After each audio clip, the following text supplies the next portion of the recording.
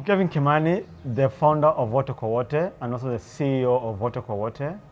For me, I'll start from 2006 when I had something in my eye. I went to Kikuyu, and as they operating me, I was operated 3 times, and they told me that I needed to be operated in the other eye, but I told them it's high time you stop. I used one eye. So for me, I've been using one eye until 2014.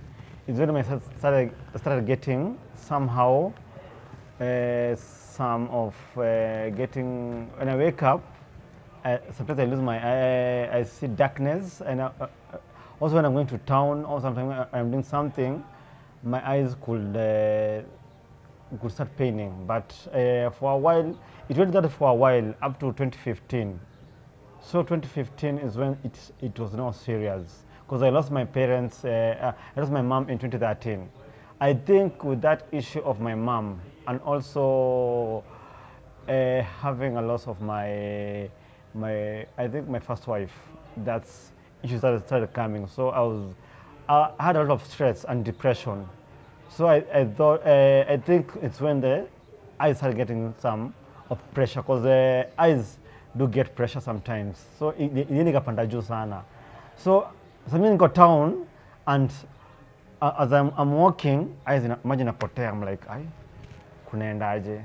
But with time, it came gradually.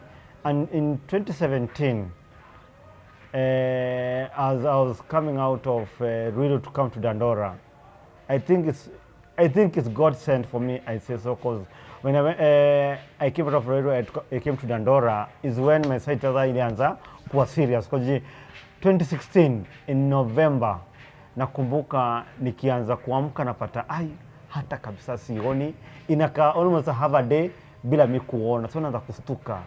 So 2017 ndio kabisa ilifika mahali July hapo hivyo, November hapo hivyo, October kabisa ikapotea. Sasa niko kwa nyumba inakaa kidogo, inarudi, it will come back, but it completely haikurudi. So for me, it started going to therapies, talking to people. Like I wanted to know what can I do, because even I could fast a lot to see if macho inaweza rudi au saa zingine trying to look for advice. Ningeambiwa chemsha carrot ndio at least macho irudi, dengue and some spinach, sijui blah blah blah, eat a lot of spinach and with a lot of dengue, hiyo maji ya dengue, you'll see you'll improve your somehow your people. I'm like, okay, let me try. I tried a lot of things ndio nifike mahali niko, lakini at the end of the day macho ilipotea na nika accept na nikakuwa a very aggressive person to do disability, because ilifika mahali na kama ofisi hakuna help. So for me, that's when I started Wote CBO. Wote CBO, the actual name was PW Initiative.